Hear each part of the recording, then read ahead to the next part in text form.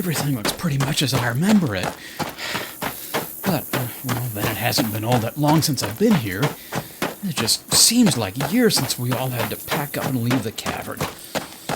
Checking in with all my TCT friends on the forum is great, but man, I miss working with them. Well, even if we're locked out of the cavern, at least we can still get to the cleft. We decided that we just couldn't stay silent, so we arranged to meet back here at the cleft, and we'll be setting up shop again. Oh well, here we are. I wonder who's already here. Finally, somebody's fixed the rope bridges.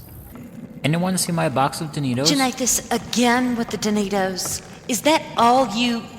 Hey, it's Mohawk. Look, it's Hey, you're Mohawk. back. Hey, Man, I'm so Mohawk. glad to see you. Yeah, this is great. Just like old times again. You bet it is. I'm so glad to see all of you guys. Oh, guys, I'm so pumped to be starting our new podcast. Well, if only we could meet in the cavern instead. It just won't be the same working from here in the cleft. But, still, we just have to do something until the cavern reopens. And you never know. Maybe we'll help bring that about. You said it, Janathus. This community's so strong, the least we can do is fan the flames for as long as we can.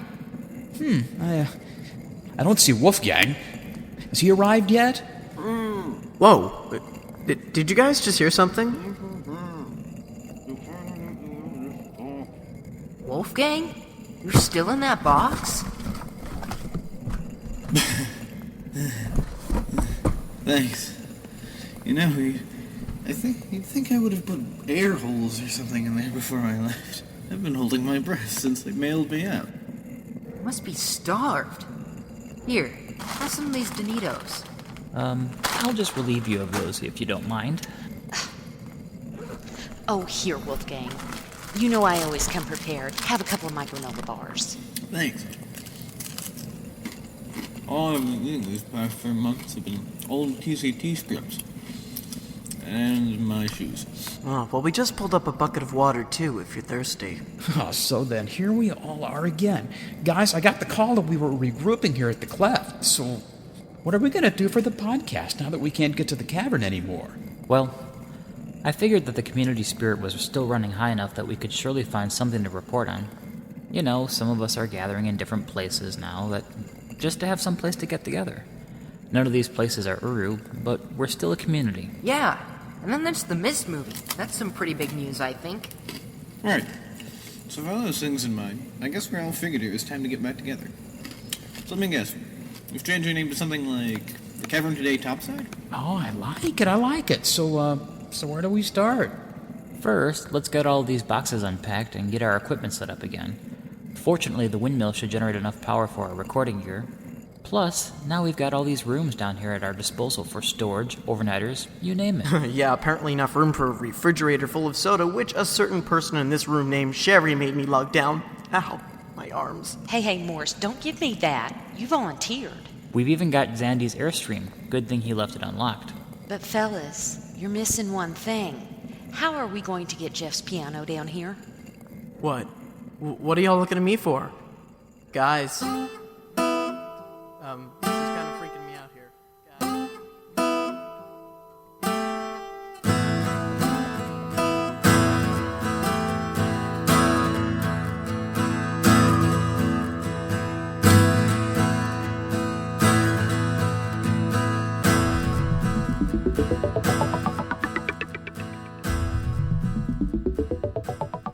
Around the world and across the ages, you're listening to the July 2008 edition of the Cavern Today Topside, a Missed Universe fan presentation. This is Sherry, your host for this podcast. In the few short days that have led up to the release of this podcast, tragedy has struck the community once again. C.A. Grey Wolf, a member of the community who has been with Uru since the first beta of 2003, has left us to link to the perfect age. Dalkin Starbine will have more on this in our news segment. Also, our first podcast from the surface comes at a time when explorers are not able to link into Cavern to be together to support each other during this tragic time. However, the community has found new homes in other online worlds such as Second Life, There.com, World of Warcraft, and other massively multiplayer online games and communities. This month, our homes away from our cavern home is one of the topics of our roundtable chatterbox, and we'll get to TCT Talk later on in the podcast. Also this month, we have a new TCT Tech piece, a musical piece, and a little segment I like to call That's Just Me, of course. With that in mind, we present Podcast Topside 1, New Paths for Adventure.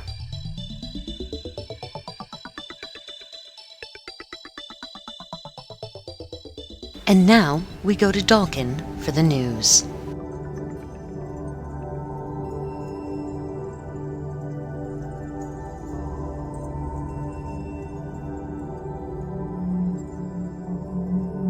Shura. This is Dalkin Starbine with your TCT Topside News Report. David Sweeney, more commonly known among the community as C.A. Greywolf, passed away recently, dealing another blow to the cavern community. Wolfie, as he was nicknamed, was heavily involved in the community. He was a founding member of the Guild of Greeters, and also involved in the Mysterium Committee, among his other endeavors. A list too long for this reporter to be able to give justice to. To quote Ellery from the Uru Obsession forums, however, "Walk with the Maker, Wolfie.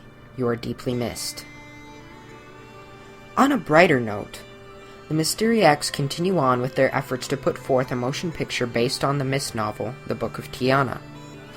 Recently, the animatic that was originally shown to Cyan Worlds was posted up on their site, mistmovie.com. It can be found via the link labeled the concept animatic trailer at the left-hand side of the page. In other news, the return of Uru might be closer than we think. While there's not too much to get excited about as of yet, Cho'Gon recently posted on the Uru Obsession forums in response to a thread entitled Returning to the Cavern. I quote, "Dickens, I understand your sentiment in getting Uru back online, but right now your timing is not so good. We are getting closer to getting the rights issue resolved, and I know you would hate to muddy the waters before that is accomplished and prevent Uru from coming back online in a bigger way than you are proposing. So, to everyone, please don't panic yet. It's not over until the last Barrow sings. Thanks, Cho'Gon." So it looks like we're not quite off the ride yet, folks. For the Cavern Today, this is Dalkin Starbine, signing off.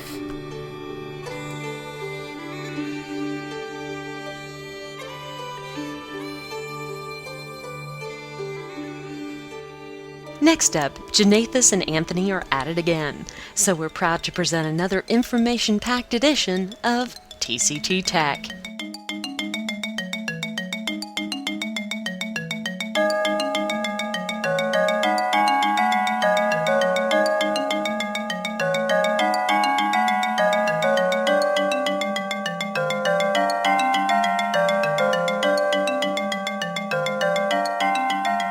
Welcome to TCT Tech. We haven't debated much in a while, and believe me, there's plenty of technical issues to debate. This time around, we're going to try to tackle the Microsoft versus Apple, PC versus Mac debate. Anthony promised he'd keep all the blows above the belt. Only and only if you do the same. I haven't promised that. So we're going to give it a whirl. Okay.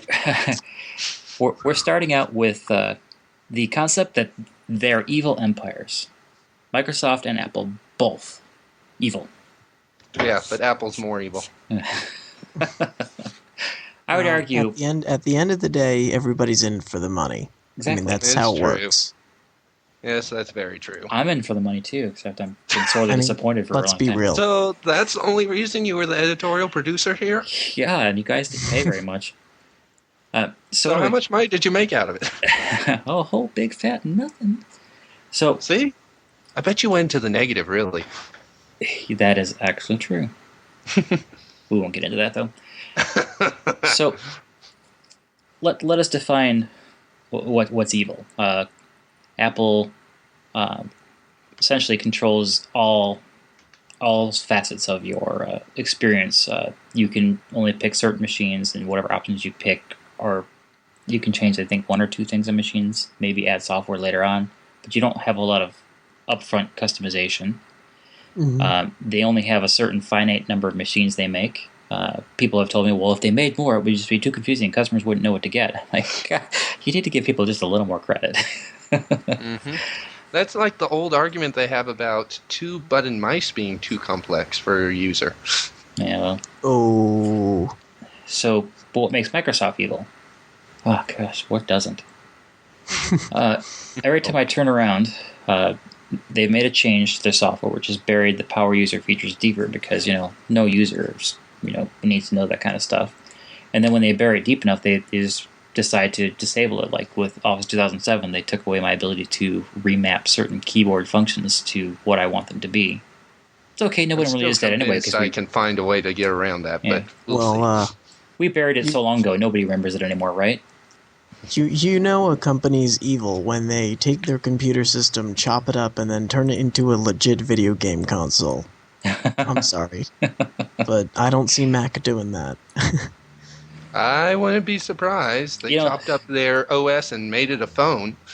Yeah, well, that's true. I wouldn't doubt Mac would get into the gaming thing, but we'll cover that later. Oh, I definitely oscillate. Sometimes I think Mac is more evil, sometimes I think PC is more evil. But I have legitimate reasons for thinking both are. Yeah. That's the thing is... no one's perfect. I don't really think that anyone I know, like, people keep accusing others of, like, having, like, a too strong a religious devotion to one or the other. I don't think I have either. I've told Anthony a long time ago, I don't have a whole lot of brand loyalty. Like, I go to who has what I want when I want it. Well, it was definitely like that for PCs in the 90s, and now it might be more Mac. But again, it depends on what you're doing. There's, like, my degree involves a bit of Server 2003 understanding, so I can never abandon PC as a whole altogether. I have to keep an understanding throughout the years because it's going to be useful to me. It'd be hard to be a PC server admin if you can't use a PC. and there is a small matter of like the several $100s worth of games that I have in a CD binder somewhere. So I can never be PC less. Possibly I could be PC boxless, where I could have like a boot camp partition on my Mac, but I still can't be without some kind of PC access. PC boxless gets into an interesting discussion, maybe for another tech. Yeah. So let's talk about hardware and cost. The gaming PC I have in the household that I built, from stem to stern, the price of the whole unit is $2,700. But that's high-end speakers that you no longer can get, a monitor that was way too expensive at the time that I bought it, but I consider the price when I bought it 5 years ago to be what I paid for it. So that makes the box only about $1,300 worth of hardware just for the tower. Let's assume you build a system as high performance now as that system was when I built it. You would pay better than $3,000 easily for an OEM, somebody who builds it for you. But if you build it yourself, you can save. What was your estimation again, Anthony? Well, for a $3,000 PC, probably around $800 or so. Yeah. So, but you don't have that option with the Mac. You, like I said, you can pick certain different hardware, but you can't actually, like, build a Mac yourself. Even if you can't even like raid like Apple's supplies doc, like, okay, I want this part and this thing, and give me one of those and one of those too, and two of those, and you can't. That'd be nice. You have a few options. You have more flexible options in the Mac Pro, but I don't know if you've looked, but the Mac Pro, just to get the tower out the door, is $2,800. So yeah, sorry, that's at least currently beyond my means. But the Mac Pro is server grade hardware. I mean, so it's a workstation. Yeah, it's a glorified server. It's fully buffered RAM, all that good stuff. I don't want buffered RAM. That slows me down. But on the flip side, you have no control over the hardware and laptops for the most part. I mean, you can pick and choose a few things, but that's pretty much the universal across all boards. You can pick one or two video cards, different hard drives, different memory, different processor, but that's it, and whatever they send you, you're not supposed to touch.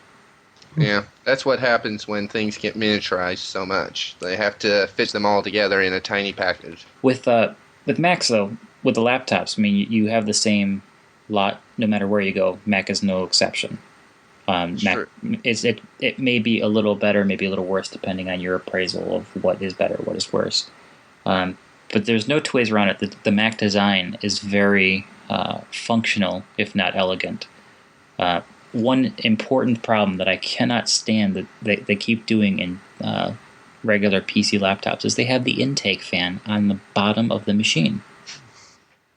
That kills me. Like, if you set the machine on anything, like your leg, you will be blocking the intake fan, meanwhile your system's overheating. The nice thing about the Apple is when you open the lid, you are opening the intake and exhaust vent that is right under the hinge of the lid. A very effective in and out right there in the back, which is usually not blocked. Mm-hmm. If you set it on some comforter and it sinks in, well, your fault for being that dumb to operate a laptop like that. Everyone designs around a bottom intake, so everyone still designs around a bottom intake. It takes forever sometimes to switch those out. It's amazing how prevalent that is, too. So, let's touch on gaming a little bit. Macs are not completely out of the gaming realm for two reasons. First off, they actually have native ports. Things like The Sims 2, World of Warcraft. Usually the game franchise has to be big. Call of Duty 2 is on there. Enemy Territory, Quake Wars is on there. Some of the surprisingly more prevalent games are not making it there, like the Steam, Half-Life 2. Those games aren't coming to it.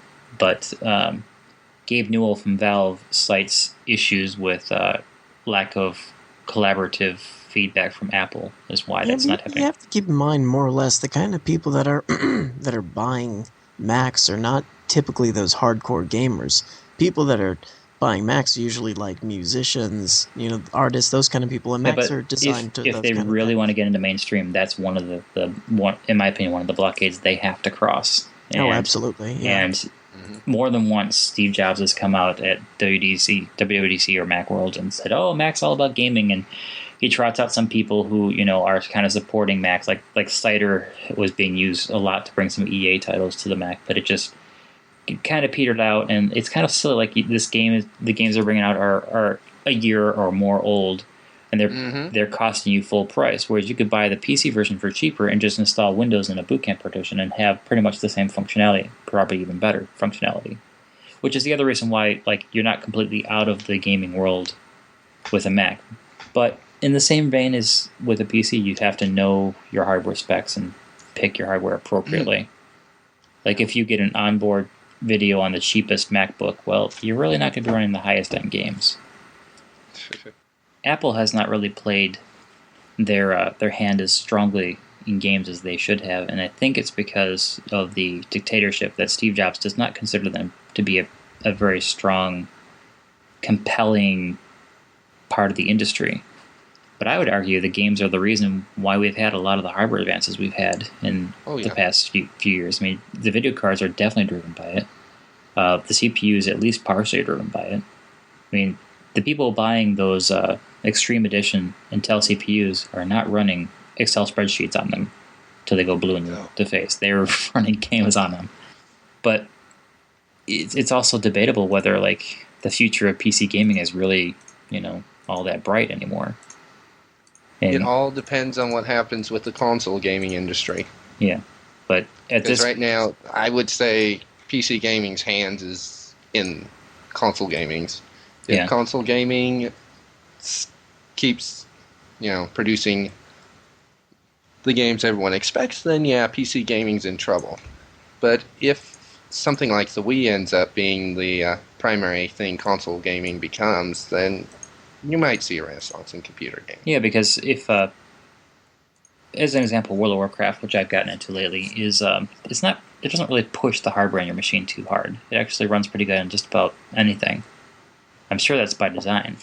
And I was just mentioning to Anthony, I think that's something that they should apply to more than just MMOs, because the reason they're economizing for MMOs is to provide for better net transport of the data necessary to run the game. Yeah. But if they can economize other games like that, keep the design to the point that it's still appealing, because as an example, Crysis. Yeah, Crysis will run on blah, blah, blah hardware, super low-end stuff, but it's going to look like complete and utter crap at that setting. Yes. And who wants to play it at that? And so maybe some people are kind of disappointed with the whole idea of having to upgrade to that level every year, every 6 months, every year and a half, whatever, to even try to keep up with that. And that's why it's not on Wii. It's not even possible, according to the developers, to put it on the Xbox or the PS3. Like that game cannot be even brought down to that level.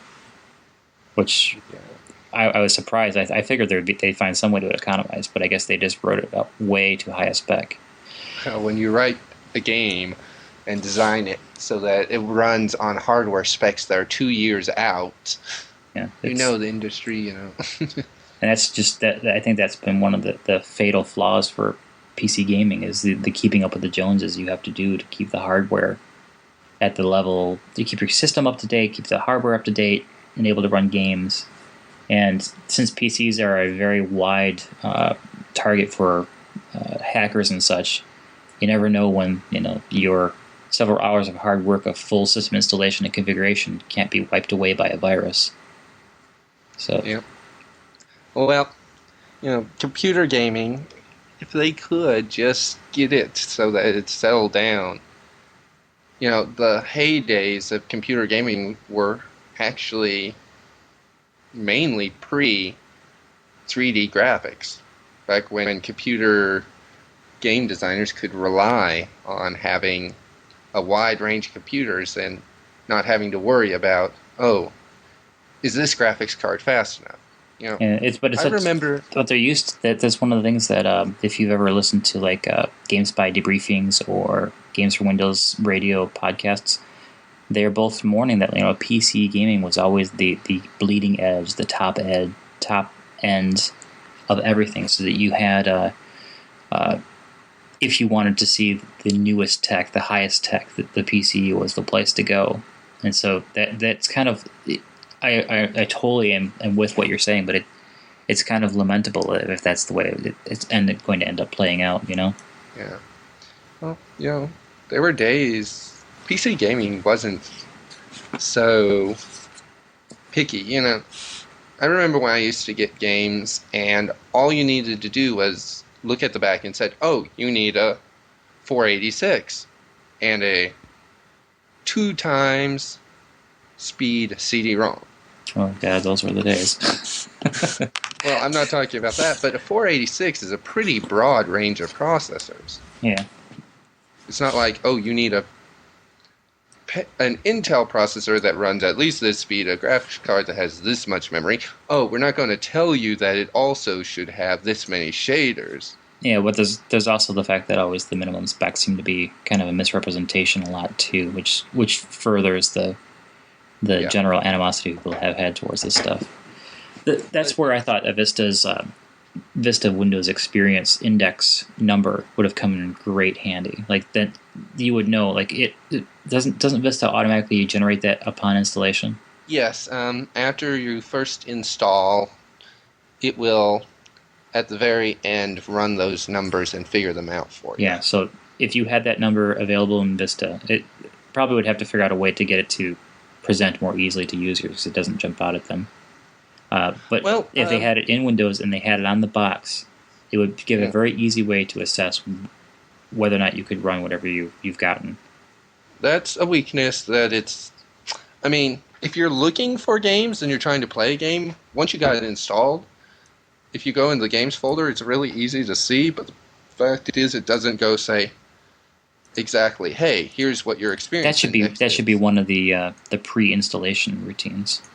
Yeah. So on our final thing here, this is going to be a hard debate, so I'm going to broaden it. I was going to say Vista versus Leopard. Let's just say Mac versus PC as far as the operating system goes. I know that Windows versus Mac. Yeah. Hello, I'm a Mac and I'm a PC. Yeah. Brother, don't go into those commercials. They're so inaccurate. I think. Well, I've used Vista and XP and Tiger and Leopard. I'm pretty sure, Morris, you've used XP and Tiger and Leopard. Mm-hmm. And Anthony has used XP, every version of Vista, and I would not be surprised if Anthony's got a copy of Windows 7 that he's been playing with. I wish that one's not out yet. Personally, I think Vista has settled. There are some weaknesses that it has, but in my opinion, Leopard has some weaknesses too. So there's no perfect. It's like politics. It's usually the lesser of the evils, not the one you go, oh, this is the one I love. So anyway, The last time people did that was Windows 95, and they quickly learned that, oh wait, there isn't anything like perfection. wasn't 95 the first OS to come with its own virus out of the box or something like that? I don't know, but the people bought computers of 95 without computers. Well, so Morris, what's your take on Windows versus OS X?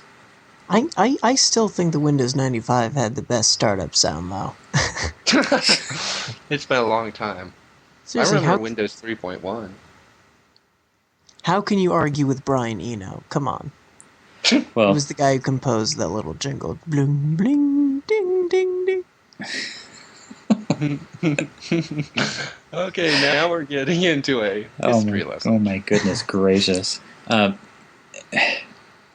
In my experience with XP and Vista, I love XP because of how snappy it is. Because I've got an XP box and a Vista box in the house, and the XP box is actually hardware-wise behind the Vista box. And certain things like I click on Start, click on Games, there they are. Click the game I want, boom, up. On the Vista box, I click on Start, click on Games. Oh, gotta think about it. Wait a minute. Wait, you said Games, right? Okay, here they are. And then I watch the window pop in, and I watch the icons populate a split second behind it. It's not a big difference, but I still see it. Similarly, when I run the Start menu search, just like Spotlight, as you're typing in the results, they're coming up, but I can't, like, oh, wait a minute, maybe I need to look a little deeper. I can't, like, expand that window without running the actual Explorer search. So there's some comparisons, but nothing's definitive. It's all taste-based, and if anyone knows anything about me, I'm particularly specific about quite a few things. To say I have discerning taste. Personally, I prefer the Start menu just for the simple ease of one key, type in, and go. Well, I was just thinking about the whole the other day. Like I always use the Windows R keyboard command, and I type in iExplore or WinWord to launch those programs. And I think the Start menu search kind of grows from the logic of the people who do stuff like that, but it doesn't work. It will as do well as the that. exact same thing. It will, but it expands on things because like certain programs like Winamp, you can't do that and run Winamp because it's whatever programs register on an executable name level. It doesn't happen there. So you can get away with that with the Windows search, but the thing is, like, I don't know if you see it or it's just me or maybe I'm just too picky, but I still see that this hiccup where it's not boom boom boom and there it is. Okay, yes. That came with the original indexer. I'm on to another version of the indexer than you are. Oh. And it's a lot more boom boom boom than the one you're running. So that's what's really turning my crank. That's one of the nice things that's been going on. With Vista, Microsoft has been a lot less focused on we'll wait for a service pack to do everything, and they've been delivering little performance updates throughout the OS. I got the performance update, but I don't know about the indexer change. Oh no, that one's still in beta. Morris, did you see a difference between Tiger and Leopard as far as speediness?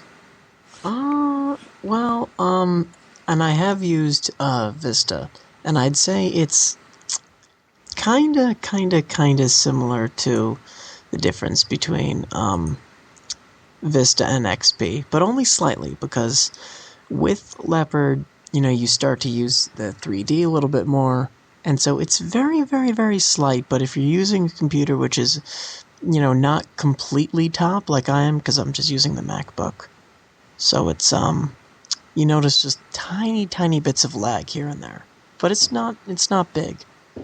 See, well, the one I was using originally was a MacBook Pro, and well, it's Pro. This is not Pro. Yeah, with a dedicated video card. By dedicated, I don't mean like screen rate. It was just an X1600, which in its time was not even mid-range. So, to my perceptions, it was snappier overall. Now that I've got a new MacBook Pro, I can't really compare because I don't have Tiger to install. Not that I would, but I find certain things, like I find Spotlight is like putting up results much faster. The thing I've heard about OS X is that it's a journaled OS, and I don't exactly understand what that is. Okay, I'll tell you what journaling is. Journaling has to do with the file system. When you have a journaled OS, what it does is it guesses at how much file space a file is going to need to grow. So it will take the files and assign them a block of space so they can grow. The journaling is a term that they use for how it keeps track of that. That way it doesn't need to fragment, like you may have with FAT32 fairly often, and to a lesser extent Windows NTFS. That's an interesting point. I just read lately a comparison between all the leading defragmenting programs out there, and the Windows Standard Defragmenter in XP, the one in Vista, Diskkeeper, and I can't remember what the other two ones were. There was no appreciable difference between any of them, whether fragmented drive or non-defragmented. So the whole concept that maybe drives don't need defragmentation, it actually has some merit. Interesting. And by performance, I mean like random seeks, whatever. Yeah. So now, I could tell you on a streaming seek, you might see some improvement, though. So let's bring this down to dollars and cents. Let's close this up. Mars, I'm going to put $2,000 in your hand. What are you going to buy with it? Legos. Oh, the irony. Well, the choice be mine. Having already bought the laptop, the MacBook Pro, I would be getting an iMac. I would not build another PC. But that's given my current... it's a waste of $2,000. Just an iMac? Mm-hmm. What are you going to do with the rest of the cash? Actually, now that they have an 8800 card in the iMac, you can spend a full $2,000. He's right though. The new higher end iMacs are actually supposed to be really, really good. I hear they come with like a terabyte of space now. You can get a terabyte. You can get the 3 gigahertz. What I'm saying is, pen you rim. should still have money left over. Actually, they run about 2100. They're inexpensive and very powerful too. So that would be my choice of computer. But that's also because, damn, I'm tired of building. Yeah, when I go to college, I want to pick myself up an iMac at some point. And I already know Anthony's solution. I would do Janae. Quad core, SLI. I will never bother with SLI. You sure? Yes. What about? All right, I'm lost. SLI is where you put 2 video cards together, and they have a little junction connector between the two, and the system can separate the work between both the cards, and therefore you might have to deal with that on the Macintosh someday, but not currently. You can produce higher performance overall. Actually, they do have a multi-video card solution in the Mac Pro. So they have done.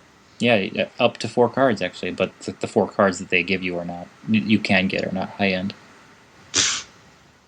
I know it kind of defeats the purpose. I know. But Whatever. So to go through this one more time, Mars would get an iMac. I would get an iMac. No, Anthony he would build. get Legos. No, but I would want to get an iMac, because I only have a laptop, but I'm in need of a desktop at some point, especially when I go to college, so yeah, iMac. Yeah, Dalkin got himself a desktop for college, got himself an HP. Oh, betrayed us. and he got one of those silly hybrid integrated, non-integrated video cards. Oh. Not that there's anything wrong with that. Oh, there's something wrong with that. He's a gamer. He feels it. He has his own choice. You can let him. His own choice will be upgrading that video card with or without my advice. He's going to do it. We have already said our opinions on integrated versus dedicated on TCT. If that's the way he rolls, then he's wrong. Then he's not. Yeah, I don't think he's getting much rolling out of that, though. Yeah. All right, so I would buy an unassuming case and the highest end parts I could get. Why does it have to be unassuming? Because I don't care. I use beige boxes all the time. Oh, beige.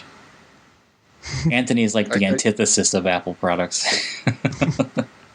I don't care how it looks. I just care about what's in it. Well, as you can see, we've gotten nowhere here, but at least we brought up some good points. So for TCT Tech, this is Anthony. Janathus. And surprise guest Morris. Oh, goodness. I'm surprised. God. You're so fired. Signing off. Signing off. Here's a fun game to play. Watch a Mac keynote and try to count how many times Steve Jobs says the words incredible. I'll have to do that sometime.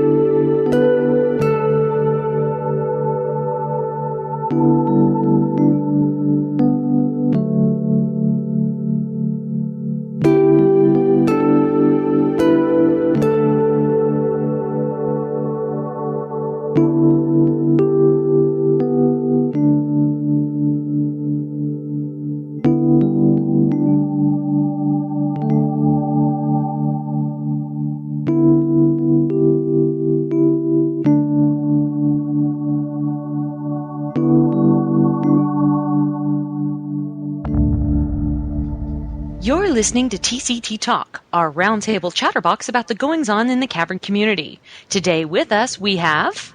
Anthony. Alhan. Janathus. Morris. And me, Sherry. So, the Cavern's closed.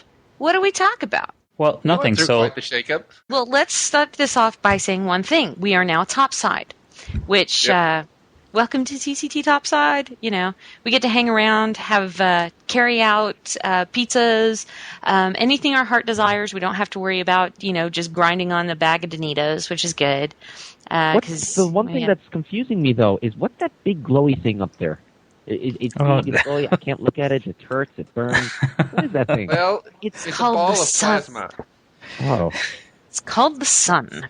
Oh. And believe it or not, it is at the center of our solar system. And it isn't just cavern dwellers who find that to be foreign. There's an awful lot of geeks as well.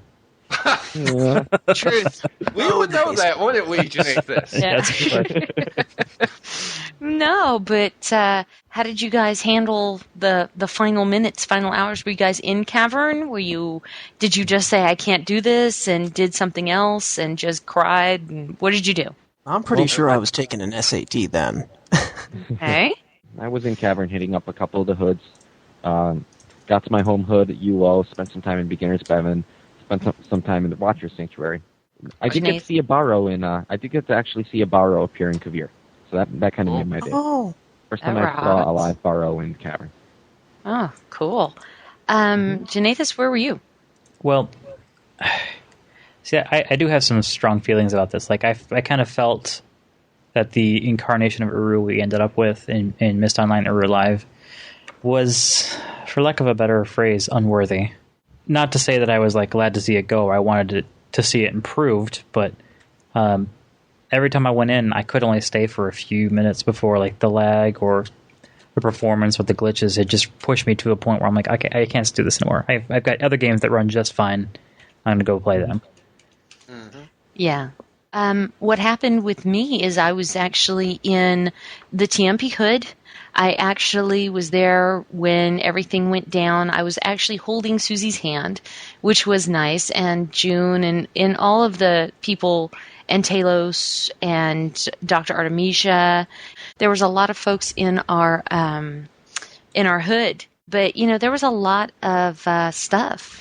And it was really, really cool. And as soon as the cavern closed, we went straight over into their.com. And there was a lot of people who grouped up there. And what was nice about when we got to their.com, there was a lot of Therians who showed up to lend their support. There were actually people who got a day pass to come over to Cavern, to be there when it closed down, and then to be there for us when we reached their.com. So it was a very nice way of transitioning to go from having Cavern and then having nothing of Cavern. But then we moved over into there, and there were all kinds of things from Cavern. There was, the Talos built this beautiful rocket ship, the one from Stone Ship. There was the clock tower from Mist. And Channelwood. There's a representation of Channelwood. And there were all these wonderful things. Somebody even built Anone, where they actually modeled 3D little quabs. They don't move. They're kind of blocky. But, you see the quabs, the clock, all these little things that really make it so it didn't feel like you were losing that much. It was just a continuation of business as usual. So that was... Back. Mars, you there? Yes, we have Mars back. Okay. I am. And let me tell you something. Now that we're in the cleft, right? This one, Sherry, this one had me lugging boxes of soda. Okay? Into the little rooms. Okay? My arms are so sore. I don't think you people... Janae killed the vending machine last time. You should know Morris, Mr. Chainsaw. You're the one who gave it to him. Anyway. So serves you right. Serves you right. Got to call up the Donitos people. Got to call up Frito-Lay and have them send out more Donitos for our new vending machine. Along. And it's kind of funny thing. I bet you if you asked Anthony, he'd be like, "Who put a chainsaw in Janathus's hands?" Dear God, help us all. Is there any other thoughts on the ending, Helhan? Maybe. No thoughts. Not too much to add to what she did. Like I said, I spent a lot of time hopping hoods. I spent I spent quite a bit of time with some of my friends, some of my closest friends in Cavern, Ty and Dalkin. And that was just nice, connecting with people that I hadn't seen in ages. Spent time, ended in the Watcher's Sanctuary, met a lot of really old friends there, listening to audio feeds coming over iTunes, actually, that were connected to what people were doing in the Cavern. But then, it ended with a bunch of friends in Watcher's Sanctuary. There were probably, like Sherry said, probably only about 20 of us in there. Just kind of, saying our farewells to our buddies lists, our friends lists. And that, within the last minute or two, Rand Miller did actually try to link into the Cavern, and he didn't, by the sound of it, he never actually got in, but he was there for us on the last day. So, yeah. What about you, Ant? I spent most of my time prepping for our transition period for TCT, actually. That was keeping me pretty busy at that point in time. Do you mean with the site and everything? The site, I was working on that XML stuff, and there was figuring out what we were going to be doing afterwards. Figuring out who was sticking around and all. So, maybe our listeners would like to know about this site hack we've kind of had recently. I don't know, but that might be worth mentioning really quick. What happened? Because you guys never even told me. What happened? We were under attack, and we weren't sure what the problem was. Anthony said it was an injection attack. It was an attack using our Qt News. So basically, someone figured out how to punch a hole in the Qt News program we use in the PHP and inject some files onto the server. And the Qt News, they were able to rip it open further. On the main page, all the news stuff that was right below the main picture of the podcast, that was from Qt News. That's why it's not there now. Okay. Right. And so we sealed that hole off until we can get something a little more secure. But in the meantime, they must have put themselves a back door in because we continue to have problems. And so I'm relatively sure we have that cleared up now. Yeah, well, the move between servers, and then we went to Anthony actually rewrote the entire front page with different code. So it looks exactly the same, but it's entirely different code. And that seems to have shut off the door, and then we cleared the files off the server, and so we seem to be good from stem to stern now. Okay, well, thank you, Anthony, for all that hard work. Really, I appreciate it. Thank you so much. But, okay, well, are we ready to move on to our next point? Yes. Other worlds! Yeah, I think it's important to note that, like, for some of us, this is not really a replacement to Uru. It's not like we're saying this is where we want to go instead of Uru. It's just where we have gone. We haven't taken the time to, like, evaluate all the various worlds. Like, I haven't hit level 70 in World of Warcraft, so I don't know if this is exactly what anyone would enjoy. Yeah. But this is what we have chosen to go through in lieu of Uru's End.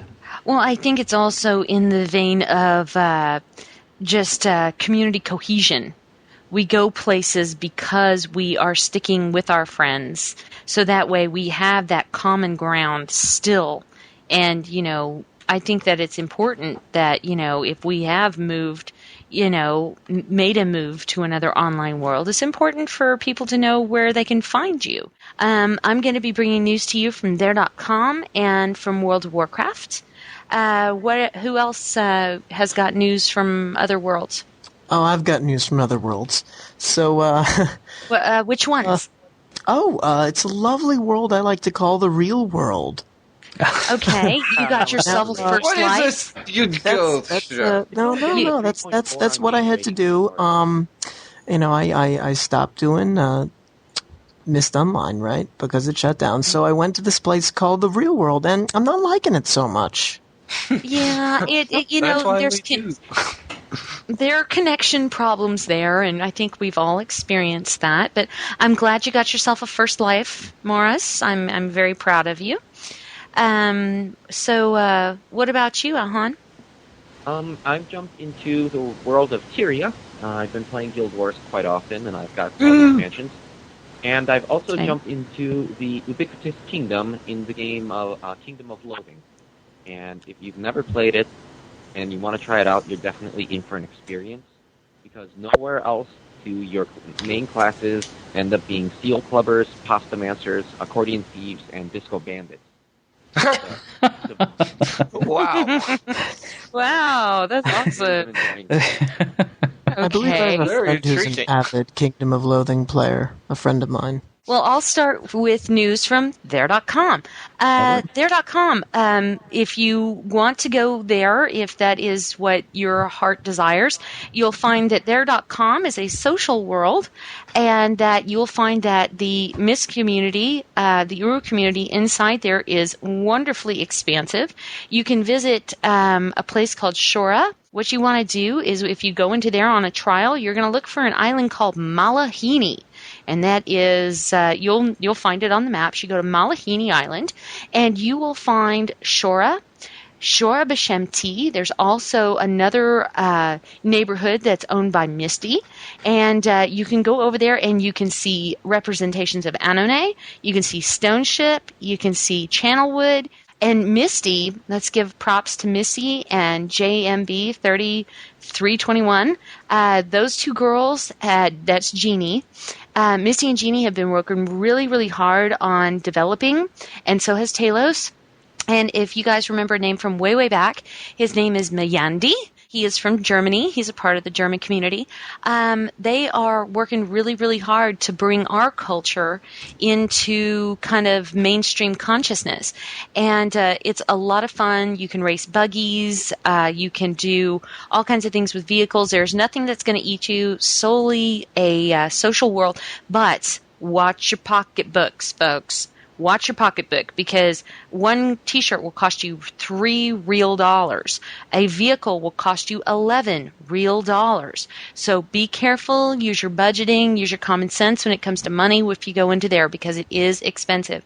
Yes, you'll get $25 and you'll pay $25 and it's a lifetime membership, but let me tell you, that's where the nickel and diamond starts. So just be aware of that. There's a developer program if you want to make some T-bucks back, but don't count on your stuff selling. Friday nights, they do a cross-country race where you'll see the Uru community coming out with, they will donate the prizes for it, but there'll also be racers in it. So look for Uruites such as Natika. She goes under the name Nima. You look for Talos. You look for Cass. You look for Nima with two E's, Neema. And you will see some names that you definitely recognize. And that's the news from there.com. And do we have any Second Lifers? I don't think any serious ones. I've dabbled in it, but I didn't really enjoy the little bit I did. So a lot of people would disagree with me, so I'm probably not the best representation on that. Believe it or not, there is somebody from TCT, somebody who likes to sit in the background a lot, but who has definitely found a home over in Second Life. Supergram.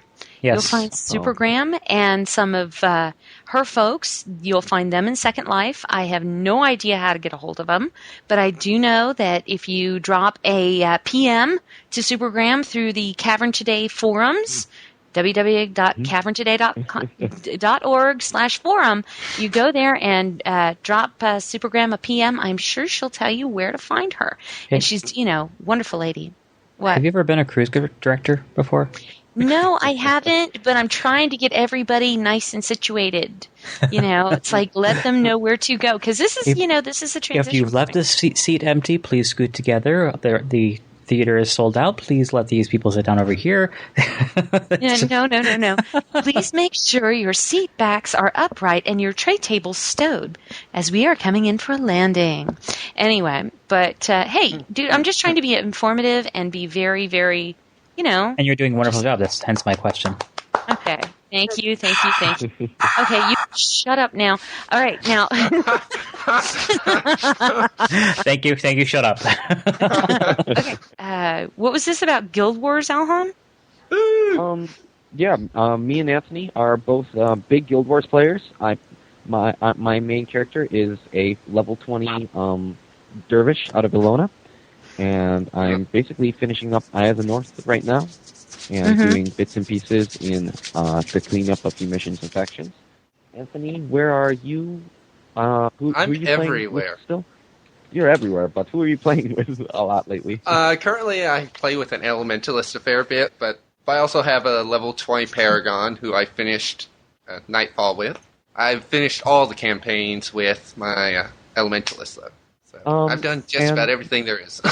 Let's talk a little bit about Guild Wars. Guild Wars is a good MMO game if you abhor monthly fees. You just buy the box and you can play. Yeah. Mm-hmm. And personally, I think it's something like, you might say, in between a regular MMO and a single-player RPG. You might think somewhere like that. Mm-hmm. It's really a single-player RPG where, if you want, you can bring friends along, and it actually does help quite a bit at times. Well, but you always have to have somebody in your party, so it's designed for multiple people to be there. Yeah, but there are a lot of single-player RPGs that are like that. Yeah, namely Knights of the Old Republic. Oh, awesome series, and just about every Final Fantasy game known to man. Yeah. And believe it or not, I heard news that Stargate is going to beta soon. Oh, yes, I'm hoping to get into that one. Yep, and that's going to be really, really exciting. I'm sure a lot of folks. I have seen a lot of people from Cavern over at the Stargate Worlds forums. You might recognize someone who is a community manager over there, none other than the one and only Katie. And if you guys played Prologue, if you were there back in the early days, this is the same Katie that you know and love. She was founder of the DLA, the Denis League of Activities. Really, really fantastic woman. If I could name, my top favorite community managers, Katie and Random are my top two. Those two are awesome. And Katie is over at Stargate Worlds. So you are among friends if you decide to go and participate in their forums and everything like that. So, keep that in mind as another outlet or avenue, because Stargate looks like it's really going to be good. Yeah, a lot of us Cavern Explorers who are self-professing sci-fi geeks, they've really flocked to Stargate Worlds, especially with the shortcomings that Star Wars Galaxies has had, and the pretty much the cancellation of Star Trek MMO. Star Trek. So it's really kind of become the one thing that those of us who are sci-fi fans and don't want to get deep into the politics of EVE Online, we're really looking forward for this one. There's a rumor that BioWare, who made the Knights of the Old Republic Star Wars games, or Star Wars games, they didn't make the second one, but that they might be doing an MMO based on that universe. Oh, yes, very nice. Big rumor. Yeah. And if that there's happens, also... then my character is going to be an HK series droid, definitely. Oh, brother. But then everyone's a meat Not bag. a T3?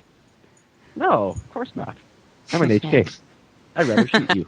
And there's also a big rumor that it's going to be heavily story-based, so that would be interesting for him. That would be good, because that's the thing that I like about Guild Wars that I don't seem to see in World of Warcraft. Now, I haven't played it, and it's mostly just what I'm hearing from friends and stuff, but World of Warcraft seems a lot more focused on getting to level 70, getting the epic loot, and then just killing the last guy. While playing Guild Wars, you get to level 20, and you get your best armor around level 15, and you get to level 20 fast enough that after that point, it's not so much getting good stuff as it is completing the story and finishing off the bad guy. Yeah, any gear changes you have after that is usually just cosmetic. Yeah. Yep. It's just purely cosmetic. Yeah, well, you just said the 3 magic words. World of Warcraft. Okay. Janathus and I are 2 wonderful little night elves. Janathus, do you want to go first? Because I've got some bigger news. I know you've got bigger guns than I do, so let me start off. Much bigger guns. All right, so Janathus, the weakling. I gave World of Warcraft a try. I did the 10-day trial, and not even a week in, I'm like, okay, I am going to get World of Warcraft. I started in the Night Elf area. I loved the Night Elf area. It's very, like, if you like the part in Lord of the Rings when they're in Lothlorien in the first movie, you'll like the Night Elf area. So I was enjoying how far you can wander. Like if you stay on the road in World of Warcraft, you can actually pretty much go anywhere you want to. If you're just careful not to aggro bad guys. But so there's that. So I get a lot of, like, there's times when I go to areas that I know I don't need to, but I can explore. I just want to see what's over there. because you have this huge continent, this long, never-ending, keep-on-walking continent. So I'm loving that about it. I can play solo. I have no problems picking up pickup groups. I find people, for the most part, to be pretty friendly, unless you get into dueling other people a whole lot, and there's a lot of smack talk surrounding that. I'm not big on that. No, neither am I. I dueled someone the other day, and I knew I could beat him, which is that's saying something for a druid. Yeah. So as soon as he threw down, I just like, okay, I gotta throw this spell, I gotta do this, I quickly ran out what I had to do, and it worked. And by the end, when we were done, I think he did something, and he stopped the match because he was so low on health. Because he kneeled. Because usually I always see people like collapsing in the end of a duel. Mm-hmm. So anyway, after it was done, I threw my biggest heal charm on him, and it healed him right back up. And so we talked for a little while after that. So it's like it was just a friendly competition. It wasn't smack pwn those noobs. It wasn't anything like that.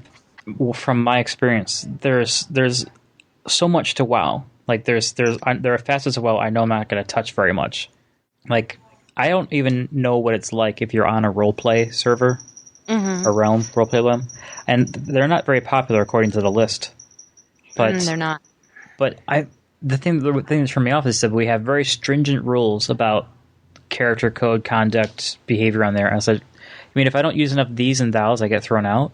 I was on an RP server to start with. Yeah, I do know that there are rules on naming. And there are rules on names of guilds when it comes to being on an RP server. When you're on a normal server, anything goes. So anyway, go on, Janathus. I'm on a normal server. And normal means you can be PvP, but you don't have to be PvP. Whereas they have PvP servers where everyone's PvP, I guess. Mm-hmm. I don't want to be on a PvP server because I don't want to be just like have some level 70 crash down on me because I'm lower and take all my junk, so that doesn't interest me. So you've got to actually turn on your PvP flag to become active or accept a duel request. Otherwise, you don't fight players.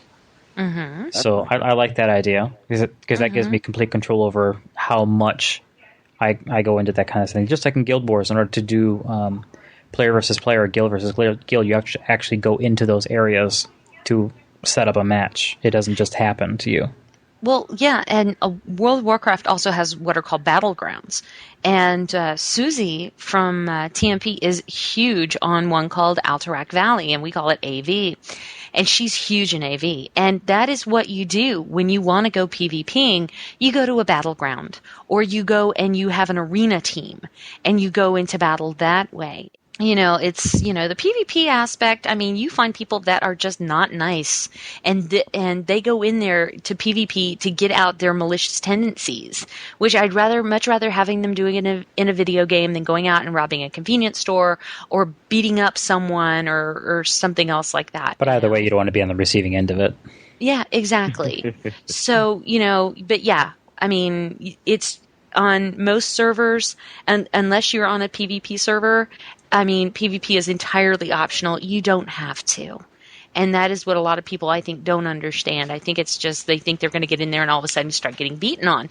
And that's not the case. But go on, Janathus. I'm only level 35, and I don't know all kinds of stuff. There's all kinds of lingo being thrown around by people, abbreviations stuff that I don't get. Which ones? Like DM. I think that's the Dead Mines now that I've actually Dead Mines. Been there. But a couple of things I'll point out that I think are important considerations for people who might consider WoW. You have a 10-day trial that you can have for both the base game and the Burning Crusade. So you can give them both. You have to get separate codes, so it takes a minute. And the download, if that's the only way you can get the game, is going to take a little while as well. But important things to note are things like in Guild Wars, doesn't matter where people start the game, you can always meet up with them. In World of Warcraft, if you're on a realm, you're on that realm. The only way to change realms is to pay a $25 fee. Or start a new tune. And have your character moved, but you have to be 20 or greater. Yeah, or you can start a new tune. Yeah, when I found out the whole, pay the $25 fee, and they said, well, you're not eligible because you're not about level 20, why don't you just start a new tune? I'm like, I don't think you understand. I don't have that kind of patience to do this all over again. You have to move this tune. So that's one of the things. I'm not really good at like doing all these various characters. Like all this time I've spent to just get to 35. I'm like, whew, I can't even think of doing this again.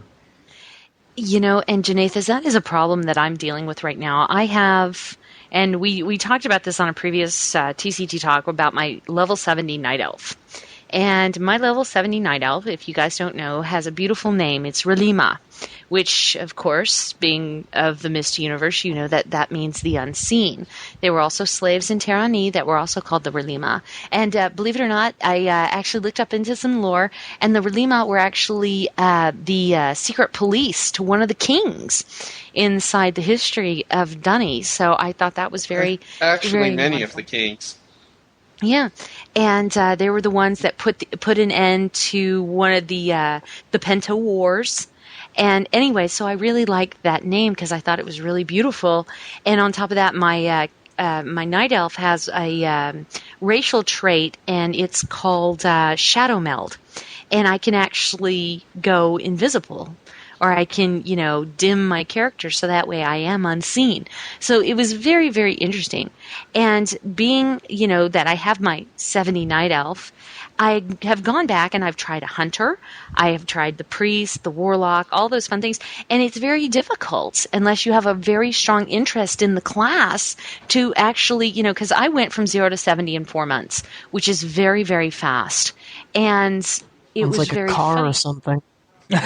Dude, it was basically that. It was, my husband always calls me a Ferrari because I am very high performance. And so what's peculiar about that is that, Janathas, you're absolutely right. After you get to 70, you're like, oh my God, I don't want to do that again. But I know plenty of people because I've moved to another realm, and I met up with a guild by the name of Erotanti. Erotanti, give me a definition, boys. What's Erotanti mean? Oh, otherworlders, right? Bookworlder. That's right. It means bookworlder. And Erotanti can have multiple meanings, which it could be bookworlder or someone who is lesser or an outsider. And one of my very closest and dearest friends inside this guild who really kind of, he absolutely took me under his wing because, I leveled from 0 to 70 in 4 months. And I'll drop names. He is a hunter by the name of Eliana. Ellie really took me under his wing. And it's really funny because I got to where I got when I was on Samuel Cartel all on my own. What was so remarkable about my friend Ellie is that he had never played Uru. But he looked at me and he goes, so you're unseen? And I was like, and my mind just stopped. And I was like, what? How does he know this? And I'm like, were you in Uru? He goes, no. He goes, but I read all the Mist books. I was like, oh yeah. And it's really funny. Half the people that are in Erotanti, some of them have been in Cavern. Like, you'll know the famous names of Jurl and, there are people from the old prologue that are in this guild, and it was so funny because I was not expecting, because most of them I had spoken to really didn't understand the Mist universe. They had heard of the game, yes, but they were really not in the Mist universe. And then all of a sudden, someone out of nowhere goes, they know what my name meant, and I was like, holy smokes, there are names like Devokan. My hunters, okay, I have a hunter. My hunter has a cat named Viovis. Okay. I named my pet Viovis. I was like, you want to go kill something? Go, my little young friend, go. But, it was really fascinating to me. It was really fascinating to me that someone who hadn't partaken in Cavern life could understand canon so well. And, we've had long discussions about Viovis, Agarus, Swarnir, and all the 7 deadly sins that are in bright illumination inside the canon. And I'm just having these fantastic conversations with these people. I mean, there's a tune inside that guild named Devokan, which Devokan, of course, means hope or rebirth. And it's really funny because you see these names that are so familiar. And I'm like, oh my gosh, that's from Cavern, that's from Cavern, that's from Cavern, that's from Cavern. And you just go down the list of all these names. And it's so wonderful because now I'm at a point where I've switched realms that I was at the top of the feeding chart. I was on top of the food chain on my old server. Now I'm at the bottom again, and I'm learning again. And you have people who want to teach you, who are sharing this knowledge with you. Instead of you having to fumble through it on your own, you're gaining, their experience on top of it, which is a result of this fantastic communication with these people who share this mist universe type of ethic. So it is possible. I really honestly think. I mean, I have to give props to, of course, Ellie, and I have to give props to a young man named Gallifale and Kragan, and of course Jurl and Katie. I have to give props to all of them because they are so fantastic, and they made my gaming experience that much more for having the same type of mindset and saying, okay, well, you got yourself this far, now we're going to help you grow further. So in all things, I think that the transition for me from Cavern life, I did not have to give up my moral center to go into another online world. I didn't have to give that up, where I felt like I had to sell my soul in there.com.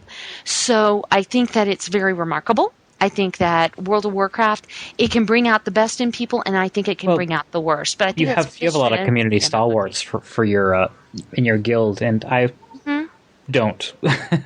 So, and my whole point being that in my affiliations with a pickup group or just with random people in World of Warcraft, aside from the occasional duel request, I really have not run into any situations that have been unpleasant, untenable. We're all there because the common goal to level up is common amongst all of the tunes or to quest. It's very easy to find someone like-minded in World of Warcraft. So the thing I always thought that I was going to have problems with was, it just seems like that people in these online games would be a little more abrasive or a little too much lead speak or all of that kind of thing. And I'm not so much discovering all that. Well, I think that you'll find boneheads everywhere. We had them in Cavern, we had them in there, we had them in multitudes in there, but in my experience. But, they're everywhere where you find that unwanted element. But it's also a part of, how you choose your friend. You remember the Choose Your Own Adventure books when we were kids? Yes. Come on, Alhan, Anthony, yeah, Morris. I remember those all the time. Remember those? Those. The ones where you flip through the pages and you decided which direction to go? Yes. That is exactly like what WoW does. You choose your own adventure. You choose which quest chains you're going to do. Yeah, like it surprised me. Like, Sherry's like, well, I didn't go to Duskwood. I'm like, what? How do you not go to Duskwood? You have quests to take you there. I skipped Duskwood. She didn't follow that quest line. No. And I chose the fact because, hello, Duskwood is filled with spiders. You wouldn't have enjoyed Guild Wars because in Guild Wars the spiders will just pop out of the trees. Hello, here we are. No. Walking along, having a good day. Hi. No. Killing spiders is very oddly, therapeutic. No, it's not. It is just absolutely get it off me. And everybody is hearing because we're all on in-game voice chat because it has in-game voice chat, and I'm like, oh my god, no! Oh my god, get away! And I'm freaking out. What? I'm not quite that bad, but I do. Like, one day I was watching TV in my room. Yeah. I was laying on my arm, and a spider came down from the ceiling and landed on my arm, and he's crawling up my arm towards my face. Just a house spider, not venomous, not a thing. I was just like, ah! I got him off me, killed him, because, how dare he crawl me, therefore he must die. Killed him. Go on. But then after that, like, all the slightest little, like, if a hair on my arm slightly changed, oh, it's just the hair, just the wind, not a spider. And it's like you get, like, why do you people fear spiders? One of my friend calls the heebie-jeebies, so you start thinking, like, everything. Oh, yeah. I nearly lost a toe to a spider, and I'm not afraid of spiders. Ugh, I am deathly afraid of them, dude. It's just one of those things. It's a phobia in life. Some people don't like snakes, but in my life, I have held a 9-foot long Burmese python and put it over my shoulder. You know, it's no big deal to me. I'm fine with snakes. But there you see Indiana Jones in the first Indiana Jones movie going, Jacques, there's a giant snake in the plane. I hate snakes. You know. How about in the second one where the woman has to reach into the slot where all the little bugs are crawling everywhere. Oh my god! Okay, do we want listeners next time? Let's skip the insects. Let's skip the insects. Just go around them all together. But Janathus, to answer your question, that is why I did not do Duskwood. Is because I had already leveled past the point where I didn't need to go into Duskwood. So you're not doing Exodar, I take it. Exodar? Yeah, of course. I mean, I did all of... oh, no, there's just that one area on Blood Mist Isle that is back in the back that has the spiders, and I didn't do that. Spiders on top of spiders on top of spiders. Yeah, there are, and I skipped it. Because you don't have to do everything. I'm high enough to not aggro them, at least most of them. But if you aggro one, because I just thought I'd give it a whirl, see how tough they were, I aggroed 6 of them. Okay, yeah, wait. No. No, I was joking. Really?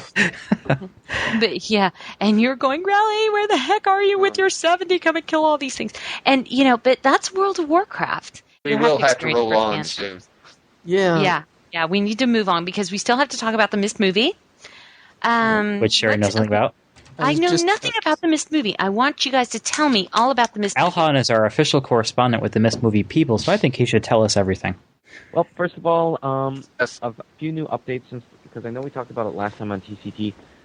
First of all, I want to say half of their presentation to Cyan has been released. It's the live action part where they're describing kind of what they want to do and how they did it. You can find it on mistmovie.com if you click videos on the left bar of their website. Also, 2 bits of the script have also been released, 2 little story scenes. You can find that in the downloads on the downloads page. Very short PDFs, so you have to have Adobe Reader, which most everyone has these days. But it's just a little... Or Preview on a Mac. Preview works. But it's just a little insight into kind of how the writing's going. And there's been a couple... It feels very accurate to Book of Tiana. And in case you didn't know, it is being officially based on Book of Tiana. It is in adaptation. Okay. And today, they actually posted a news article about an interview they did with a popular gaming site, OneUp.com. And it's basically it's a real interesting article. Not too much new that we didn't know before. The blog isn't so much revealing as it is talking about the creative process, kind of a personal blog. It's really good. The only thing we really found out in the OneUp interview was that within the next few weeks they would be releasing the animatic, the actual animation that was, and the concept art that was used for it. And they've mentioned as much in the site, so if you've been following the site, you probably know that already. But I can't remember his name, but they actually did have concept artists. I think his name was John Howe from the Lord of the Rings saga working on this. They have other concept artists who have done popular franchises, Jurassic Park, Independence Day, a bunch of other really high-end stuff that's been appearing within the last 10, 15 years. And right now, it doesn't sound like they have any official financial backers, and the script's about 2/3 done. But they have been looking around. Cyan has, while not providing them financial backing, it has been looking into actors and not actors, but it's been looking into the Hollywood side of it a little bit more. So, and also they hate Uwe Boll, which all of us who are gamers and know who he is hate him also. But who? Oh yes. Who's this? Boll He's making all these terrible... The ultimate ruiner of video game movies. Okay. Yeah.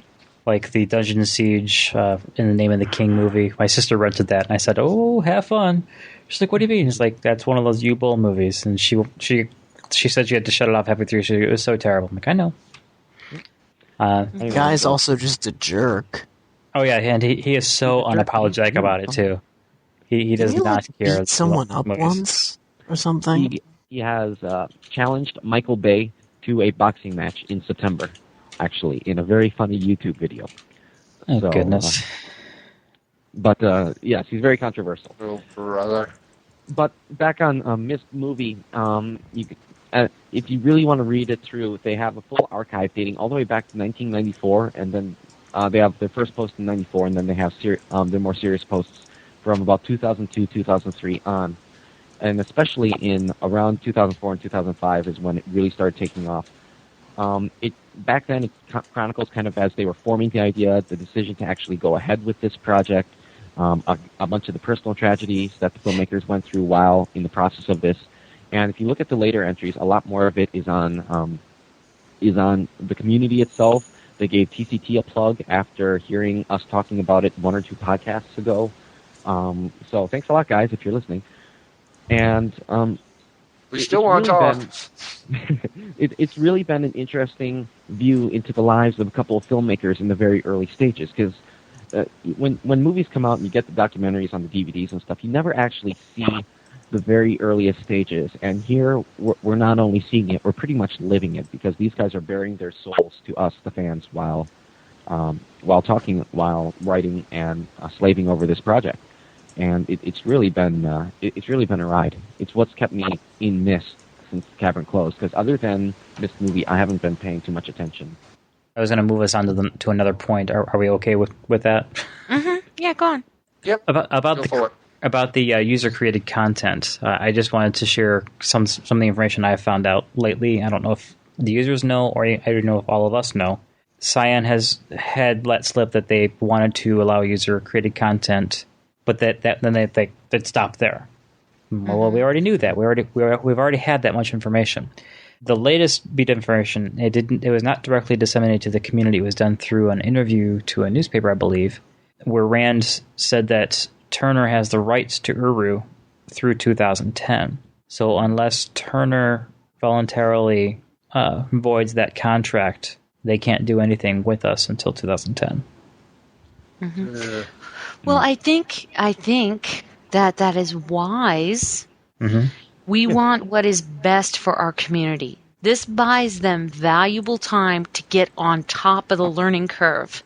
They've got time now to not only investigate other online worlds, find out how they tick, find out how it works, find out what the community needs, and then go at this again from a very community-based standpoint, because we're the ones that keep it alive. They've got a great opportunity if you think about it, one of the leading online games for like shooters is Counter-Strike. Counter-Strike is a completely fan-based effort. Mm-hmm. And so that speaks of, how much life you could have off of a fan-based movement. And that's exactly it. We talked about last time how important it was to cash in on community. And I think this is a good way for them to regroup. I mean, they've got 2 years in which to learn. So I think this is very opportune. I don't know. Yeah, but Sherry, don't let me, argue with you here. But, I mean, if there's one thing that we've learned from Until Uru, it's that you don't need new content to have a lot of fun. Yeah, very true. Good point, Morris. Absolutely great point. And, but the whole thing is that I don't know, I think that I prefer Cyan's involvement. I prefer to get that very, very visionary feel that happens when Rand gets involved and when Rawa is there. I don't know. I would prefer it if we could see some sort of involvement just from a visionary standpoint rather than an implementation standpoint. Let the gamers do the implementation, but let's get new information. Let's get new ideas coming from the man who came up with this fantastic canon, So, I think the most important thing, though, is just getting something back up first, though. Get the community back, and then once you have the ability to make new content, then, by all means, do it if you need to. I think the most important thing is just getting it back. They've been through this so many times. You have the ability to have a chance to do so again with a publisher back. It's possible. Possible that they may not have that opportunity again. They said they'd be working on small things from here on out, and what I imagine happening, hopefully, is that we'll have another Until Uru. which will essentially give us access to the Mist Online Uru Live assets. Yeah. And I don't know if it's Sherry who told me this or who said that. They said that the development procedure behind making the ages and the content for Mist Online Uru Live was so complex they're having trouble making tools that like anyone can pick up and just use. So has anybody seen Arapots? Yeah. I haven't yet. I should get around to installing. But Arapots is around, the CC though. It would all have to be retooled for the new stuff. Well, true, but if they gave that to Cyan and Cyan sort of re-implemented it, then we'd have our first truly, It takes a lot of work to re-implement. See, you're thinking of the gears moving in the direction that I'm thinking is not going to happen. I think it's going to go the other way. That's really the way I think it'll play out, if it does at all. Yeah. Anyway, I think that's about all we have. All right, so for TCT Talk, that wraps it up, and this has been Anthony, Alhan, Janathus, Morris, and me, Sherry, and we're signing off.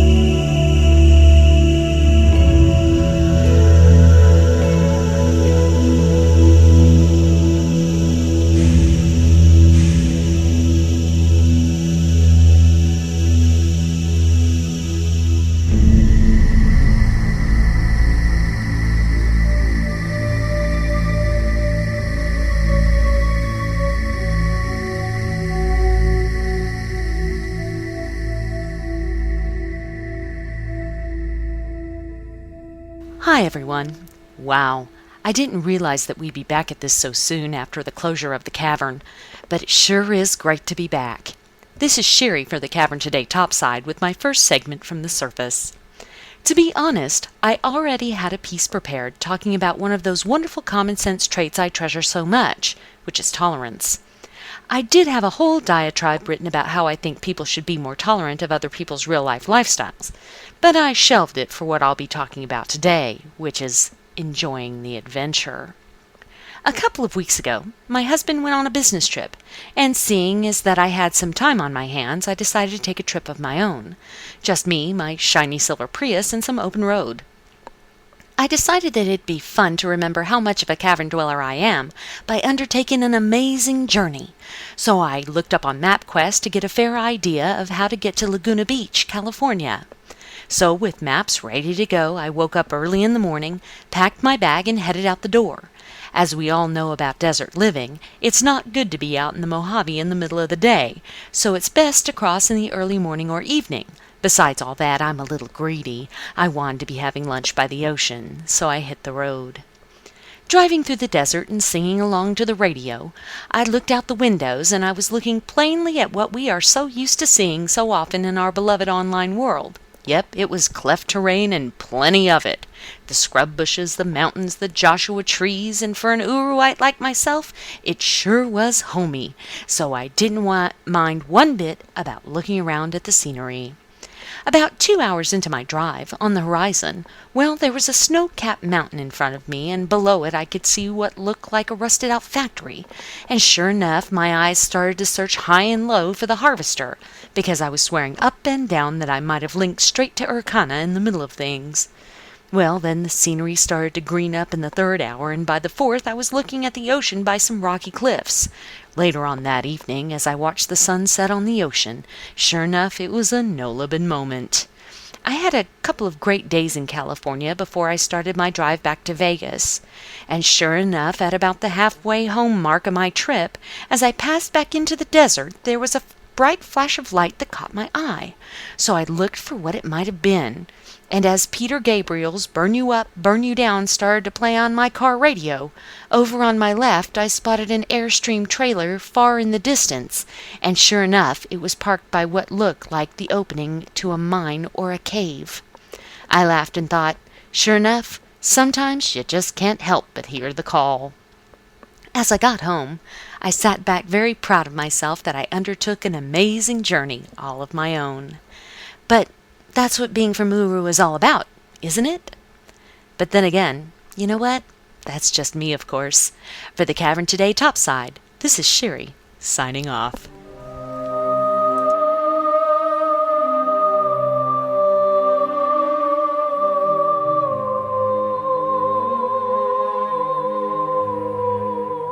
As we close our podcast, we'd like to dedicate it to Wolfie. The entire community will miss your magnificent spirit. We'd also like to take time to thank all of the people who were responsible for this month's podcast. Anthony, for being our editorial producer and for his contributions to TCT Tech and TCT Talk. Miles, for the website, hosting, and of course his absolutely gorgeous podcast cover artwork. Janathus, for assembly, being my favorite boomkin in World of Warcraft, and for his contributions to the intro sketch, and for producing TCT Tech and TCT Talk. Wolfgang, for his part in the intro sketch. Maurus, for his fabulous guitar work and his contributions and assembly of the intro sketch, and for his contribution to TCT Talk. Dalkin Starbine, for the news and his contribution to the intro sketch. Moog, for the scripting and his contribution to the intro sketch. Alhan, for his part in TCT Talk. Nareem, for the 4 million ways he just keeps being Nareem. And for contributions to the intro sketch, TCT Talk, and that's just me, of course. This has been your host, Sherry. Thanks for listening, and until next time, we're signing off.